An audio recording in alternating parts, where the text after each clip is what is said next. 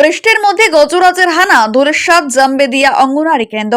পালুইডাঙ্গা বাজারে ফলের দোকানে হানা দাতালের, অল্পের জন্য প্রাণে রক্ষা ফল দোকান মালিকের।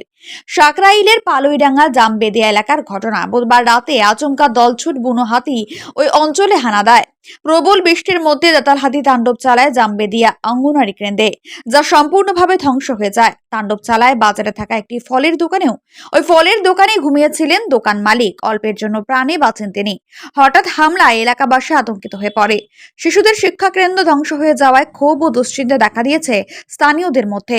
স্থানীয়রা অভিযোগ করেছেন, এমন ঘটনা বারংবার ঘটলেও বন দপ্তরের পক্ষ থেকে কোনো কার্যকরী ব্যবস্থা নেওয়া হচ্ছে না। বন দপ্তরের এই উদাসীনতা নিয়ে চরম ক্ষোভ প্রকাশ করেছেন তারা। প্রতি বছর বর্ষার সময় হাতির দল জঙ্গলের সীমানা পেরিয়ে লোকালয়ে চলে আসে খাদ্যের সন্ধানে, কিন্তু সঠিক ব্যবস্থা না থাকায় এই সমস্যা থেকে রেহাই মিলছে না। স্থানীয় বাসিন্দাদের দাবি, অবিলম্বে বন দপ্তরকে আরো সক্রিয় হয়ে হাতির গতিবিধির ওপর নজরদারি এবং ক্ষতিগ্রস্তদের উপযুক্ত সাহায্য ক্ষতিপূরণ দিতে হবে, না হলে পরিস্থিতি আরো ভয়াবহ রূপ নিতে পারে। ঘটেছিল কাকু? ঘটেছিল বলতে 3টা সাড়ে 3টার সময় জাস্ট আনুমানিক বলছি কথাটা।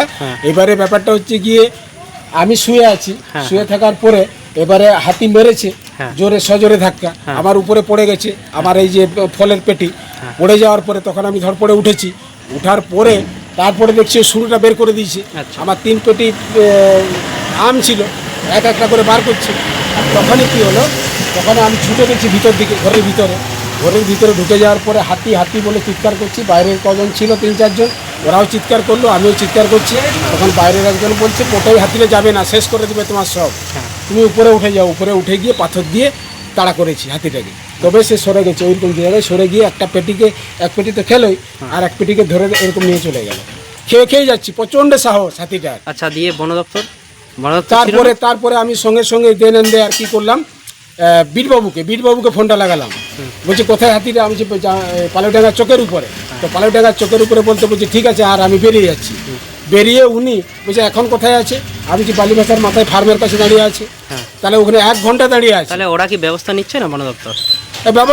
ব্যবস্থাই তো নেয়নি। ব্যবস্থা বলতে ওইখানে এলো বালিভাষাতে এসে এবারে এইখানে ICDS ঘরটাকে ভেঙে চুরমার করে দিল। ঠিক আছে, আমার এটাকে ভেঙে চুরমার করে দিল। তাহলে বালিভাষা থেকে পালুইডাঙ্গার দূরত্ব হচ্ছে 1 কিলোমিটার। উনি এইটুকু এসে দেখতে পারলেন না? আচ্ছা, যে কি অবস্থায় আছে মানুষগুলো। তাহলে কি হতো? আমি এই কথা বলতে পারতাম? কে কথা বলতো? কি চাইছেন এখন আমি চাইছি আপনি এসে আপনি দেখে যান। একটু আগে ফোন করলাম, দিয়ে এক্ষুনি 2 ছেলে এসে বলছে আমাদেরকে ফরেস্ট বাবু পাঠিয়েছে। আমি কি করতে পাঠিয়েছে? ছবি তুলতে। আর ছবি তুলে আপনারা নিয়ে যাবেন, আর আমাকে বললো একটা ছবি তুলে রাখতে, দিয়ে একটা ফর্ম দেবে। এই ফর্মটা কি করবো? আমি যদি মরে যেতাম, আচ্ছা, তাহলে ফর্মটা কি করতো? আমার উপরে তো পেটিগুলো জাকা হয়ে গেছিল। আচ্ছা, কি নাম আপনার? সত্যজীবন পাত্র।